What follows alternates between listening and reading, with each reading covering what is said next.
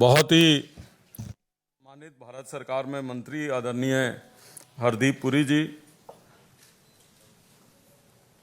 आदरणीय बहुत ही सम्मानित विनोद तावड़े जी, अनिल बलूनी साहब, दिल्ली के अध्यक्ष मेरे भाई वीरेंद्र सचदेवा जी, संजय महीप जी,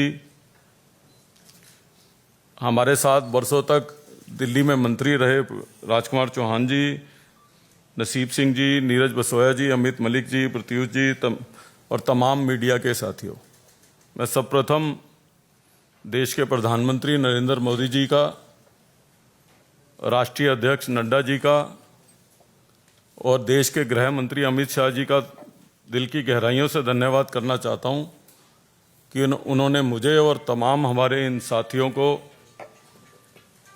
एक अवसर दिया है उस समय जब हम खुद सब लोग खोए खोए घूम रहे थे। उस मौके पे हमको अवसर दिया है कि हम इस राष्ट्र के निर्माण में और दिल्ली के लोगों की All right, my colleague Manohar is joining us on the broadcast. Manohar, जब अरविंदर सिंह लवली ने कांग्रेस पार्टी को छोड़ा था तब आश्वासन दिया था कि वो भारतीय जनता पार्टी को ज्वाइन नहीं करेंगे, शामिल नहीं होंगे। वो खुद तो गए ही गए, 3-4 लोग अपने साथ भी ले गए हैं जो भारतीय जनता पार्टी आज ज्वाइन कर चुके हैं। देखिए, बिल्कुल आपने सही कहा। जब अरविंदर सिंह लवली ने दिल्ली प्रदेश कांग्रेस कमेटी के अध्यक्ष से इस्तीफा दिया था तो उन्होंने कहा था मैंने इस्तीफा दिया है, पार्टी नहीं छोड़ी है और कहीं ज्वाइन नहीं करूंगा। लेकिन आज उनका सुर बिल्कुल बदला हुआ था। उन्होंने कहा कि हम घूमे घूमे फिरे इधर उधर भटक रहे थे और मोदी जी ने हमें छतरी की है। कहने का मतलब है कि उन्होंने प्रधानमंत्री नरेंद्र मोदी की तारीफ की है और कहा है इस बार पूर्ण बहुमत की सरकार बीजेपी की बनने जा रही है और दिल्ली की सरकार, खास करके अरविंद केजरीवाल की सरकार पर उन्होंने निशाना साधा और ये भी बात कही सिर्फ अरविंदर सिंह लवली ही नहीं, जो सरकार में 10 साल तक मंत्री रह चुके, उनके पास इंपॉर्टेंट जिम्मेवारी थी। राजकुमार चौहान जो मंगोलपुर से विधायक 4 बार रहे हैं, उन्होंने मनोहर जरा रुकिए, अरविंदर सिंह लवली कुछ फरमा रहे हैं, जरा सुनते हैं क्या कह रहे हैं। मैंने जो है प्रदेश कांग्रेस कमेटी के अध्यक्ष पद से इस्तीफा दिया था। उस इस्तीफे के बाद तमाम अपने साथियों से मैं मिला था।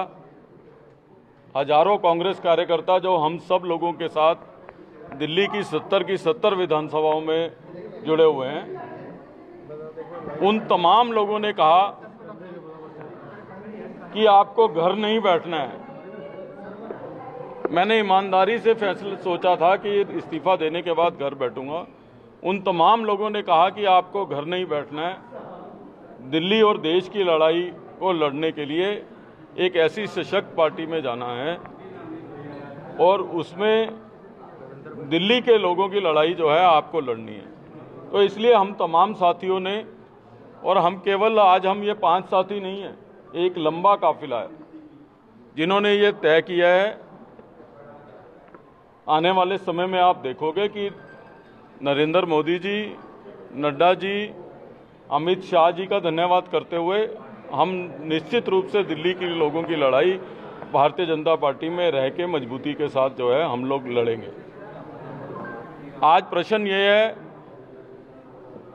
मुझे बहुत सारे मेरे साथियों ने कहा कि आप पहले भी कुछ समय के लिए आए थे फिर चले गए। मैंने कहा कि 18 वर्ष की आयु में मैंने कांग्रेस पार्टी ज्वाइन की थी। ठीक बात है कि बीच में कुछ समय के लिए मैं आया था और कुछ माह में वापस चला गया था, इसलिए कि 18 वर्ष में हमको ये बताया गया था कि इंदिरा जी ने एक भाषण किया था और कहा था कि मेरा खून का कतरा कतरा इस देश के लिए है। और आज अगर हम वापस आए हैं तो इसलिए आए हैं कि हमने भाषण सुना था कतरे कतरे का। आज कांग्रेस पार्टी कतरे कतरे से टुकड़े टुकड़े तक पहुंच गई है। इसलिए जो है हम लोगों ने फैसला किया कि देश के लिए कोई पार्टी अगर लड़ रही है तो हमको घर बैठने की बजाय उस पार्टी में अपना योगदान देना चाहिए, उस सशक्त नेतृत्व को मजबूत करना चाहिए।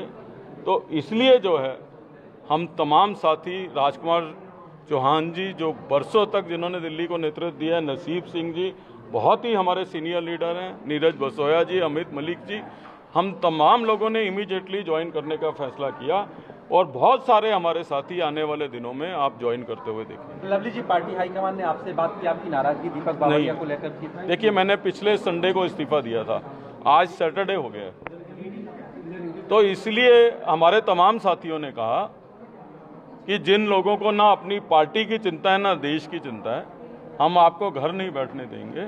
और मैं धन्यवाद करना चाहता हूं प्रधानमंत्री जी का, राष्ट्रीय अध्यक्ष जी का, देश के गृह मंत्री जी का कि जिन्होंने मुझे अवसर दिया है। मेरे दोस्तों को, मेरे भाइयों को, मेरे बड़े भाई हैं सब, राजकुमार जी हैं, नसीब जी मेरे भाई हैं, नीरज बसोया, अमित मलिक छोटे भाई हैं, हम सब लोगों को अवसर दिया है कि हम जो है अपना अपना योगदान दे सकें। लवली जी, आपने टुकड़े टुकड़े की बात की, तो क्या नाराजगी कन्हैया के नॉमिनेशन की वजह? All right, Manohar Keshari, my colleague still with us. Manohar, जो मैं सवाल आपसे पूछना चाह रहा था वो अरविंदर सिंह लवली ने खुद ही कह दिया कि वो पहले भी भारतीय जनता पार्टी कुछ समय के लिए ज्वाइन कर चुके हैं।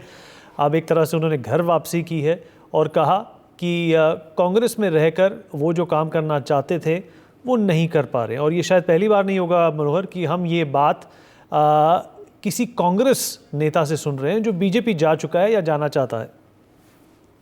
देखिए, बिल्कुल जो भी ज्वाइन करता है उनका यही कहना है मोदी का धन्यवाद, पूर्ण बहुमत की सरकार बन रही है और सीधे तौर पर कांग्रेस पे निशाना साधता है। अगर देखिए, अभी अरविंदर सिंह लवली ने कहा कांग्रेस किस तरह से कतरे कतरे की पार्टी अब टुकड़े टुकड़े की पार्टी होगी, यानी सीधे तौर पर कन्हैया कुमार को निशाना साधा।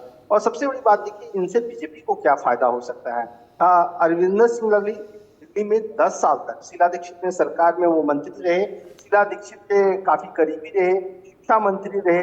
उसके बाद आप देखिए राजकुमार चौहान, वो भी 10 साल तक मंत्री रहे। दिल्ली में जो तमाम फ्लाईओवर और सड़कें देखते हैं उन्हीं के कार्यकाल में डेवलप कर रहा। हालांकि कई आरोप भी बाद में लगे थे, लेकिन सबसे बड़ी बात है कि राजकुमार चौहान हो, नीरज बसोया हो, अमित मलिक हो या फिर नसीब सिंह हो और अरविंदर सिंह लवली, इनसे आने से बीजेपी को काफी मजबूती मिलेगी।